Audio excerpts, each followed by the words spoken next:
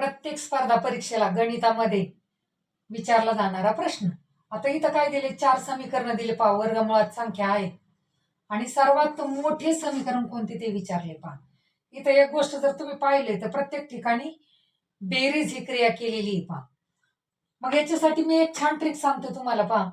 काय करायचं, यांच्यातील अंकाचा गुणाकार करायचा. गुणाकार बघा सगळीकडे सारखा आहे का, 6 चौक 24, 8 त्रिक 24, 12 दुणे 24 आणि 24 एक 24, म्हणजे अंकांचा गुणाकार समान.